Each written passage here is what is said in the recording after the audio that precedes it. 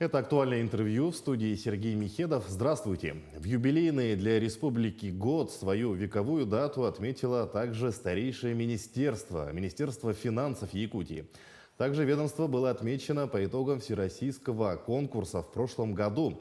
Подробнее об этом расскажет наша гостья Варвара Иванова, заместитель министра финансов Республики Саха-Якутия. Варвара Петровна, здравствуйте. Здравствуйте.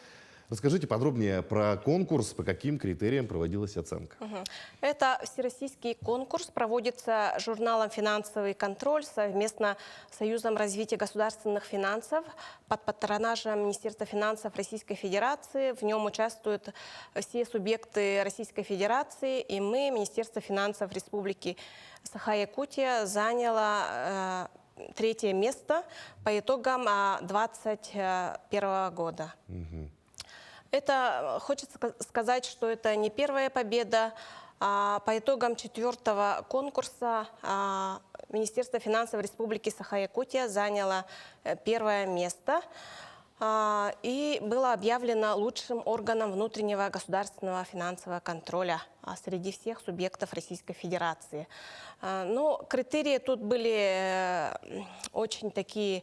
Оценивались такие показатели, как результативность, эффективность проведения, охват контрольными мероприятиями, действенность мер, которые мы принимаем, прозрачность и открытость. Какие полномочия осуществляет Министерство финансов Республики по контролю? Министерство финансов, как я уже сказала, мы являемся органом внутреннего государственного финансового контроля, а также органом контроля в сфере закупок. То есть, по-простому, если сказать, мы контролируем средства, которые были выделены из государственного бюджета Республики Саха-Якутия, а также прозрачность и эффективность закупок. Но следует отметить, что последние годы действительно в области контроля за расходованием бюджетных средств законодатель очень много внимания уделяет, соответственно, ужесточены меры ответственности, контроль в полной мере производится, мы работаем на основе федеральных стандартов, весь комплекс мер производится. Каким образом, например, происходит повышение квалификации, какие-то новые знания получаете именно в сфере контроля? В сфере контроля это на постоянной основе мы направляем на плановой основе на курсы повышения квалификации направляем, и постоянно контролеры, конечно, должны развиваться. Какие ведомства вы контролируете в муниципальных и государственных учреждениях? Объектов контроля у нас действительно очень много. Это у нас свыше 11 тысяч объектов контроля. Это практически, получается, государственные учреждения, органы местного самоуправления, юридические лица, которые получают средства из государственного бюджета. Но при этом следует отметить, что полный охват, конечно же, невозможен. И, соответственно, при планировании применяется рискоориентированный подход. Но при этом главой республики Саха-Якутия Айстин Сергеевичем даются нам приоритизации именно по направлениям, например, в области национальных проектов. И также даются и правительством поручения. А может быть, на какие-то ведомства особое внимание обращаете в вопросах контроля именно? Я как уже сказала, приоритизация у нас устанавливается нашим главой Айстин Сергеевичем, правительством. Значимые такие объекты, конечно же, куда выделяются значительные средства государственного бюджета, в первую очередь, это у нас ЖКХ, сельское хозяйство, строительство, здравоохранение, образование. По каким национальным проектам проведены контрольные мероприятия в 2022 году? Как я уже отметила, в прошлом году мы проверили такие национальные проекты, как здравоохранение, безопасные качественные дороги, сельское хозяйство, образование, предпринимательство. Какие меры ответственности применяются по итогам контрольных мероприятий? Какие меры приняты по итогам прошлого года? Но весь комплекс мер, который предусмотрен законодательством, нами применяется в полной мере. И меры у нас установлены бюджетным законодательством, да? То есть, получается, это меры принуждения в соответствии с бюджетным законодательством. То есть это может быть бесспорное взыскание бюджетных средств, направление представлений, предписаний, а также административная ответственность. Следует отметить, что как я уже отметила, что действительно ответственность повышена, законодательство в этой сфере очень такое очень строгое, да.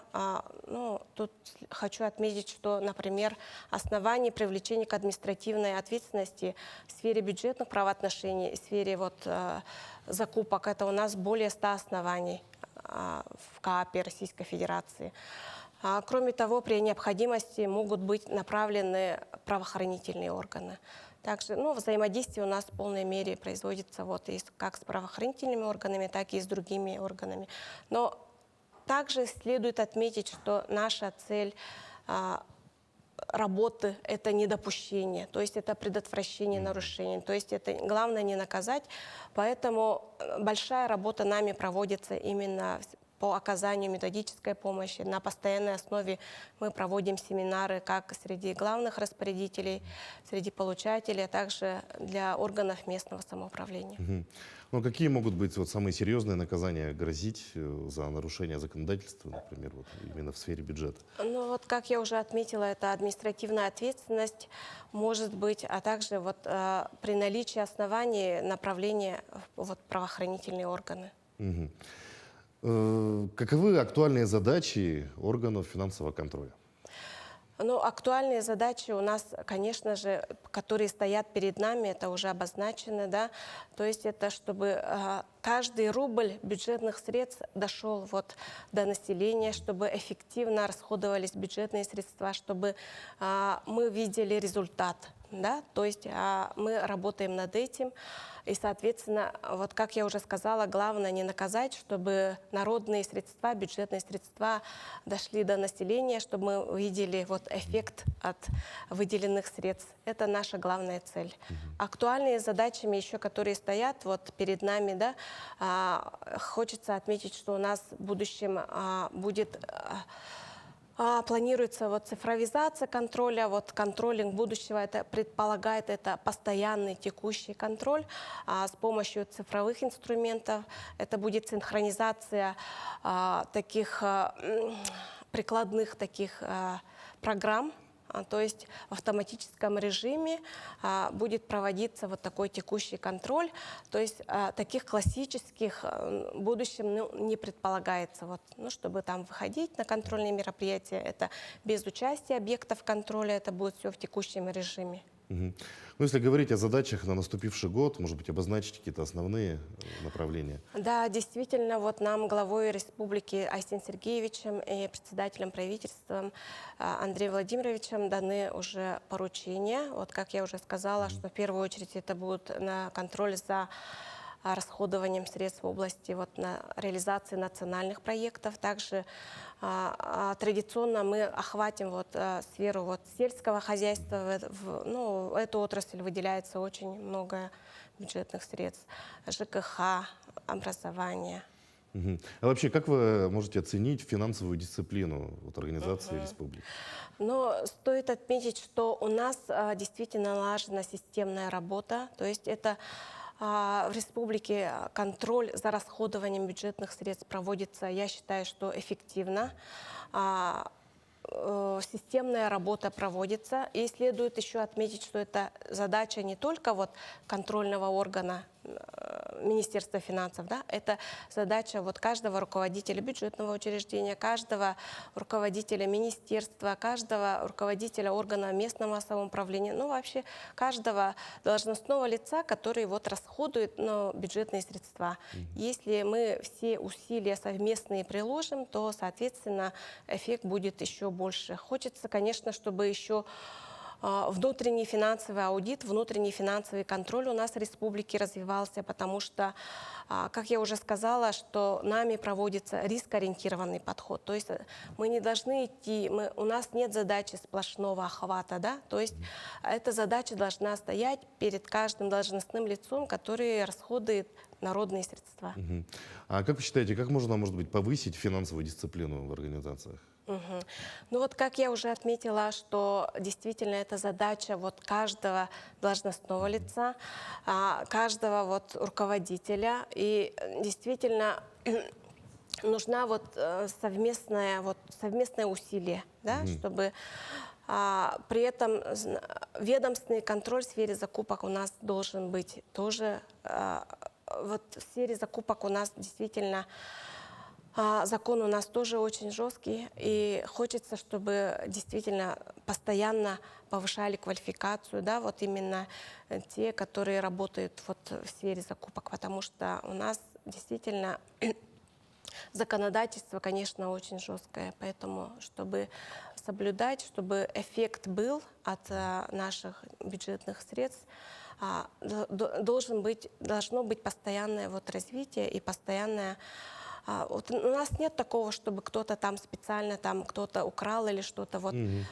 Чисто вот из-за того, что вот главная проблема, я считаю, что это нехватка вот времени, нехватка вот действительно, вот как вы правильно ответили, что обязательно нужно повышать квалификацию всем, кто работает, вот, кто расходует.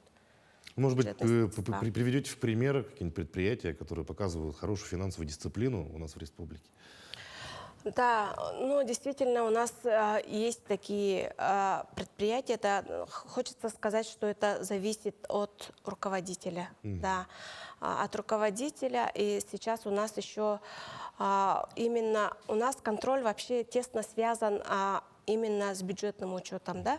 И сейчас у нас идет реформирование тоже параллельно именно в области также и бюджетного учета, да. И, соответственно, электронное актирование вот вводится, да, принцип, то есть ввода одного данных. То есть если вот эта вот синхронизация этих действий будет, да, то есть когда руководитель работает совместно вот с бухгалтерскими службами, с экономическими службами, а также вот все, которые вот заинтересованы, вот, то, соответственно, вот, мне кажется, будет меньше нарушений.